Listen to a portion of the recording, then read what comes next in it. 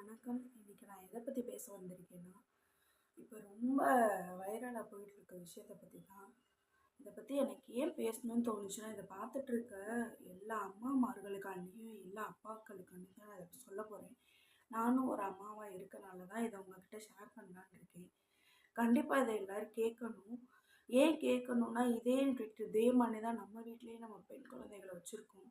அதனால இப்ப நம்ம நடக்க வேண்டிய விஷயங்கள நம்ம என்ன பண்ணணுன்ற விஷயத்தையும் நான் இதுல சொல்லியிருக்கேன். அதனால வீடியோ ஃபுல்லா பாருங்க. வாங்க என்னன்னு பேசலாம். ஃபர்ஸ்ட் இப்ப நடந்திருக்க கொல்கத்தால இருக்காங்க டாக்டர் இருக்காங்க பார்த்தீங்களா, அவங்கள பத்தின ஒரு சின்ன இன்ட்ரோ குடுத்துடுறேன். அவங்க பத்தி நெறைய விஷயம் போயிட்டுருக்கு. வைரலான விஷயம் என்னன்னு வீடியோ எண்டுல சொல்றேன். இப்ப என்னென்ன கண்டுபிடிச்சிருக்காங்கன்னு. ஃபர்ஸ்ட் அவங்களுக்கு 36 மணி நேரம் தொடர்ந்து டியூட்டி போட்டிருந்திருக்காங்க. அவங்க இத்தனைக்கும் அப்பதான் ஒர்க் பண்ணிட்டு நம்மள மாரி ஒரு சராசரியான ஒருத்தவங்களுக்கு இதே மாதிரி தொடர்ந்து பார்த்துருந்துருக்காங்க. அதுக்கப்புறமா என்ன பண்ணியிருந்திருக்காங்கன்னா, டியூட்டி பார்த்துட்டு சரி நம்ம போய் கொஞ்ச நேரம் ரெஸ்ட் எடுப்போமே அப்படின்னு சொல்லிட்டு அங்கே வெயிட்டிங் ஹாலுன்றது இருக்குமா, அங்கே போய் வெயிட் பண்ணி அங்கே போய் ஸ்டே பண்ணுவோம் அப்படின்னு சொல்லிட்டு அன்னைக்கு நைட்டு அவங்க அம்மா அப்பாட்ட பேசிட்டு போயிருந்திருக்காங்க. போய் படுத்த கொஞ்ச நேரத்திலேயே இந்த மாதிரி நடந்திருக்கு. சரிங்களா? அப்பதான் அவங்களோட ஒரு 11 மணியை போல அவங்களோட டியூட்டி டாக்டர் இருக்காங்க பார்த்தீங்களா, அவங்க ஆல்ரெடி எம்பிபிஎஸ் முடிச்சிருக்காங்க அந்த டாக்டர்.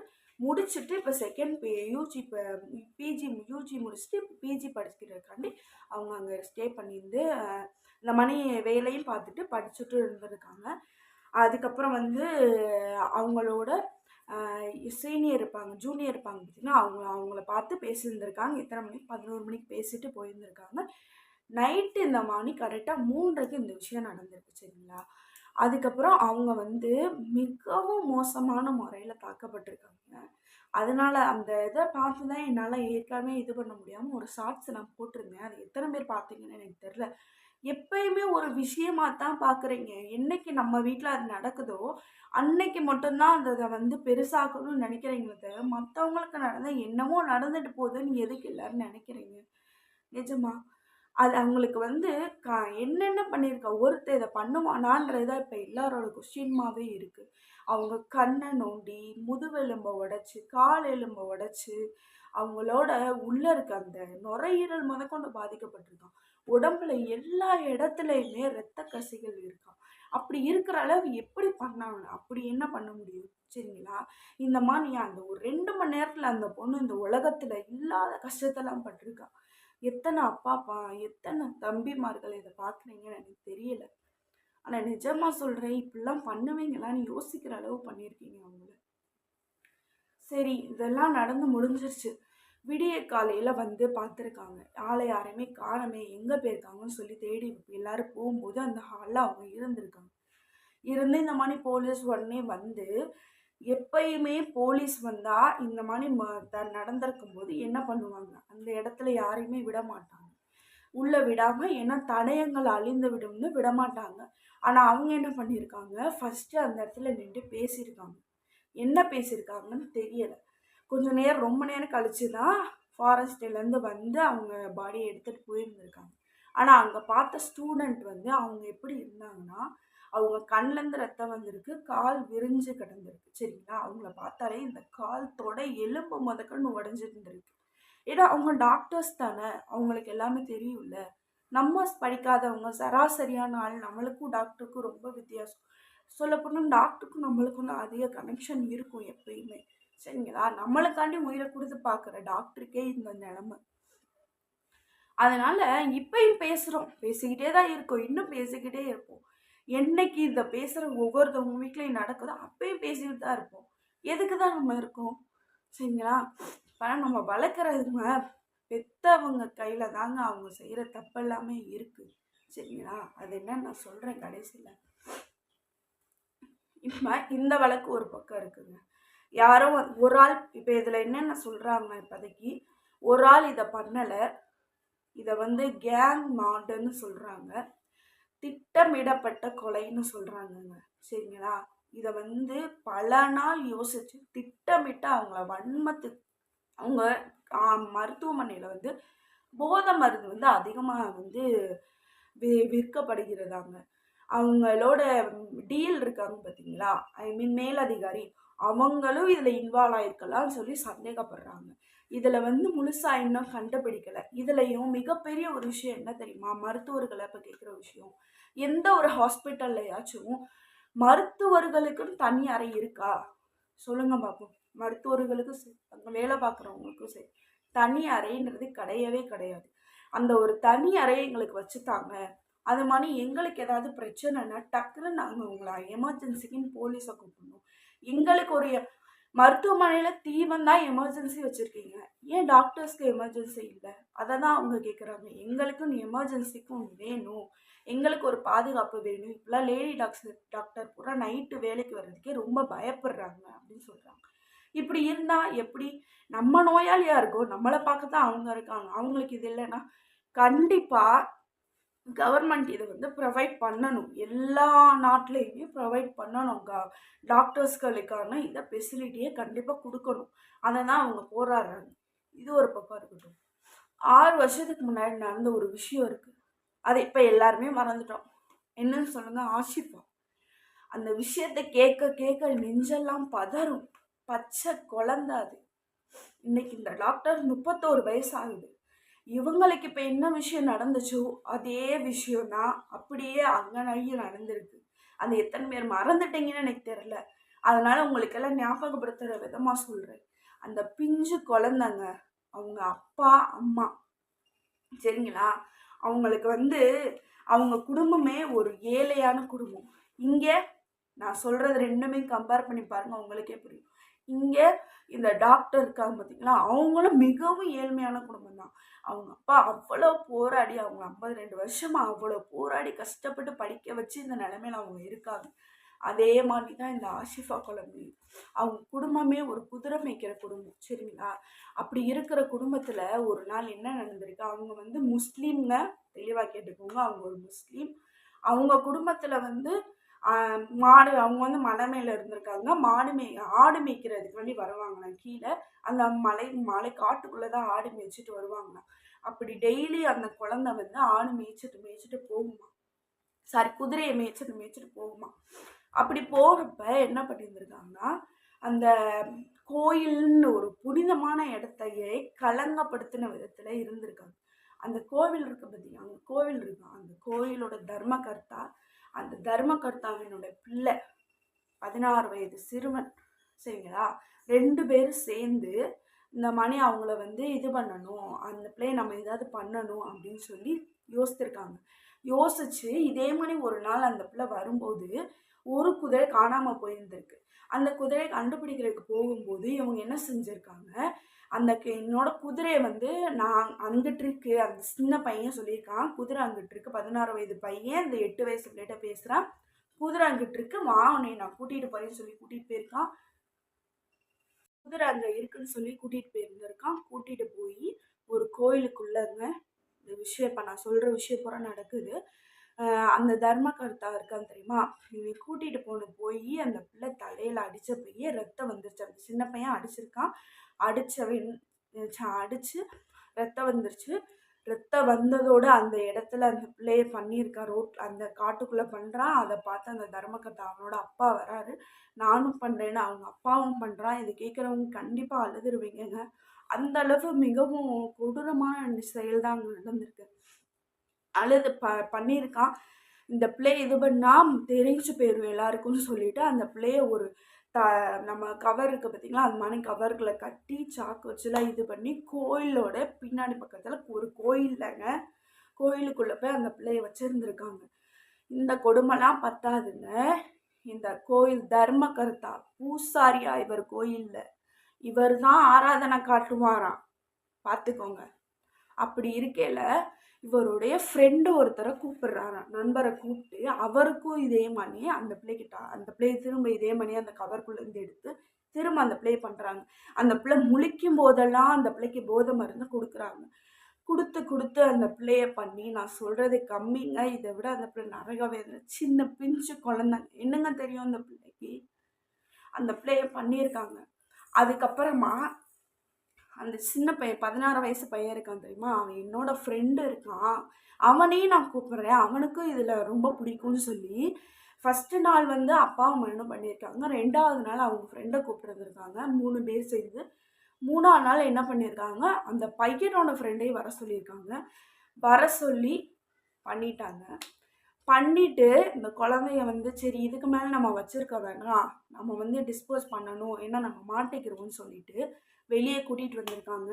வெளியே கூட்டிகிட்டு வந்து அந்த குளத்துல போடுவோன்னு சொல்லி குளத்து பக்கத்தில் வச்சு சரி நம்ம தான் போட போகிறோம்ல அதுக்கு முன்னாடி ஒரு தடவை பண்ணிக்கிறோன்னு பண்ணியிருக்காங்க.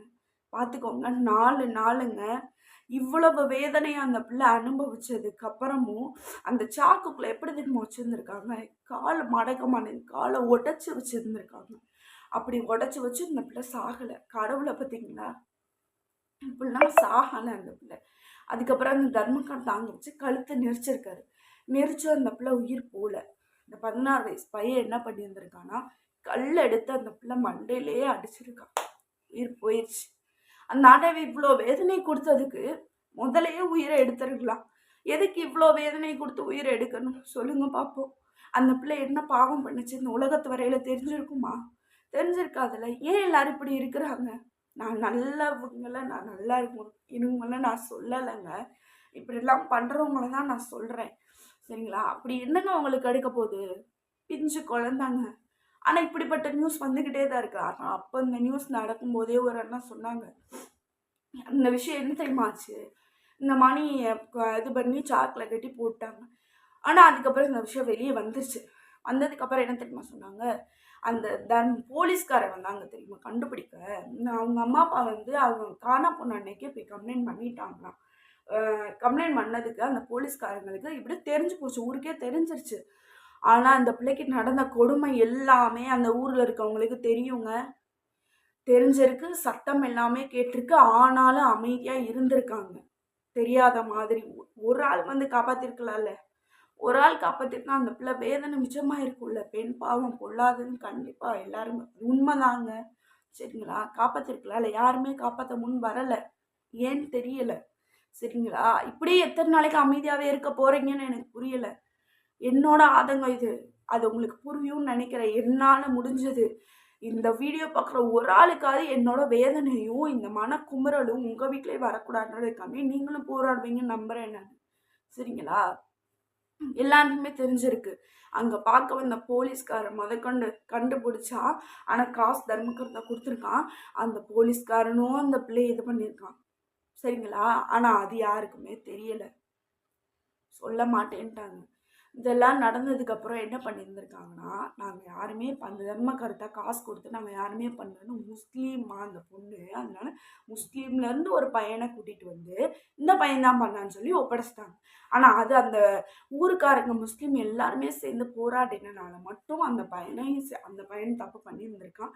எல்லாரையும் சேர்த்து ஜெயிலில் போட்டாங்க. ஆனால் இப்போ என்ன நினச்சுன்னு தெரியுமா உங்களுக்கு?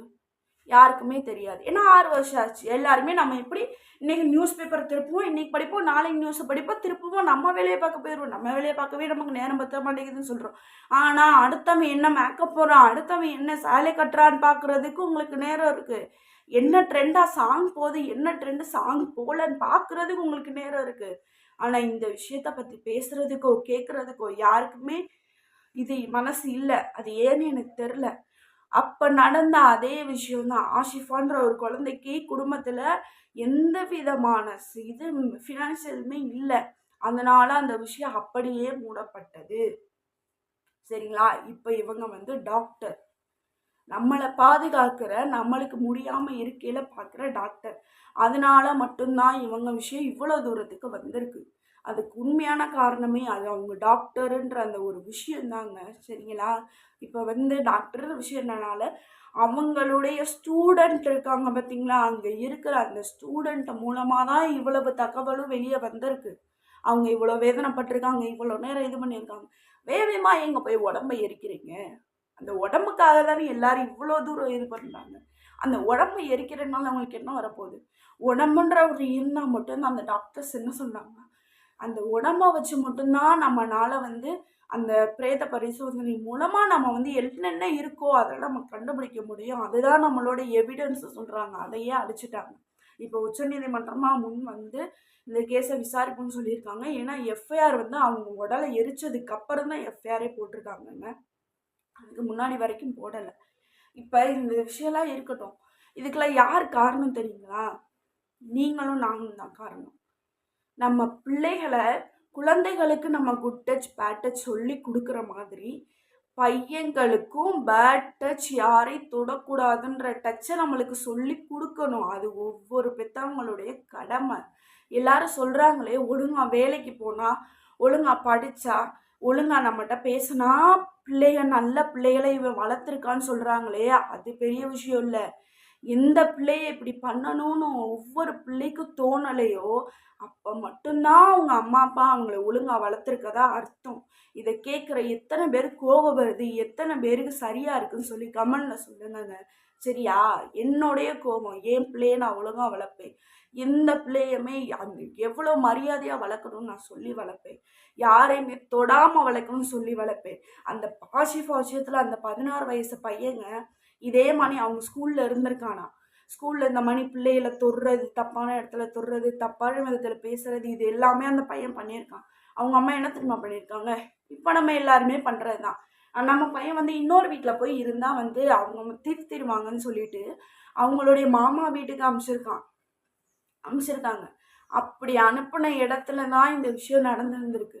இதுவே அவங்க அம்மா கண்டிச்சு, இப்படிலாம் இருக்கக்கூடாதியா, அப்படிலாம் பண்ணக்கூடாதியான்னு சொல்லி கண்டிச்சு திருத்தி வச்சிருந்தா அன்னைக்கு அந்த ஆசிஃபாக்கு அந்த நிலைமை நடந்திருக்குமா? இன்னைக்கு அதே மாதிரிதான் இன்னைக்கு இந்த விஷயமும் பிளான்டு மாடரடா நடந்திருக்குங்க. ஒருத்தவன் பண்றதுக்கு வாய்ப்பே இல்லை. இந்த விஷயத்த ஒரு ஆள் மேல திணிச்சுட்டா எல்லாருமே வாயை மூடிட்டு போயிடுவோம்னு நினைக்கிறாங்க. ஒரு ஆள் பண்ணலை, அதை எல்லாருமே தயவு செய்து புரிஞ்சுக்கோங்க. அவங்களுக்கு வந்து நல்ல ஒரு ஃபெசிலிட்டியை கொடுங்க. இதே நிலமை இப்போ நிறுத்தும்னு நினைக்கிறீங்க எல்லாருமே. எல்லாரும் பாட்டை ட்ரெண்ட் ஆக்குற இதுல இருக்கிறீங்களேங்க. சொல்லுங்க, அவங்கவுங்க வேலையை மட்டும் தான் பார்க்குறீங்க. எல்லாரும் ஹீரோ மட்டும் தான் வரணுமா? ஹீரோ மட்டும் தான் வந்து நம்மளெல்லாம் காப்பாற்றணுமா? நம்மள நமக்கே காப்பாற்ற தெரியாதா? பார்ப்போம். இந்த நான் பேசுறது உங்களுக்கு இதாக இருக்கலாம். நான் பேசுறதை நினச்சி ஒரு தாய்மார், ஒரு அப்பாமார் மாறி பிள்ளைகளை நம்ம இப்படி இருக்கோமே அப்படி நல்லபடியாக பார்த்துக்கணும்னு நினச்சா அதுவே எனக்கு போதுங்க. அந்த நம்ம செய்கிற ஒரு சின்ன மாற்றம் மட்டும்தான் பெரிய ஒரு வித்தியாசத்தை நமக்கு தரும் நான் நம்புகிறேன். என்னால் எனக்கு தோணுனதை நான் உங்கள்கிட்ட சொல்லணும்னு நினச்சேன். நான் சொல்லிட்டேன். இதனால் கோவப்படுறவங்க பட்டுக்கோங்க. ஆனால் இப்படி இருக்கிறவங்க யாராவது பார்த்தாங்கன்னா அவங்களுக்காண்டி நான் ஒன்று சொல்லிக்கிறேங்க. கடவுள் எப்பயுமே தண்டனை முதலாம் இப்போ கொடுக்க மாட்டான், அப்போ கொடுப்பான். ஆனால் இப்போலாம் கிடையாது, அப்பப்போ கொடுப்பான். இந்த தப்பை செஞ்ச எல்லாருக்குமே நான் சொல்லிக்கிறேன், கண்டிப்பாக அவங்களுக்கு ஒரே தண்டனை கிடைக்கும். ஆனால் நீதிமன்றத்துக்கு நான் ஒரே ஒரு உத்தரவு வைக்கிறேன். இந்த தப்பு செஞ்சவங்களை தயவுசெய்து கண்டுபிடிங்க. கண்டுபிடிச்சி அவங்கள என்ன தெரியுமா பண்ணணும்? ஒரே ஒரு தடவைங்க இந்த ரோட்டில் விட்டு அவங்க உட்காந்துருக்காங்க பார்த்தீங்களா, இங்கே வர எல்லா மக்களையும் வர சொல்லி கல் எடுத்து அடிங்க. அவங்களுக்கு அடிக்கிற அடி அடுத்து ஒருத்தன் பொண்ணை தொடவே யோசிக்கணும். இதுதான் என்னோட மிகப்பெரிய கோரிக்கையாக இருக்கும். இது உங்களுக்கு பகிர்ந்து கொள்ளுங்க. கண்டிப்பாக மற்றவங்கள பெனிஃபிட்டாக இருக்கும்னு நான் நம்புகிறேன். சரிங்களா? ஓகேங்க. வணக்கம்.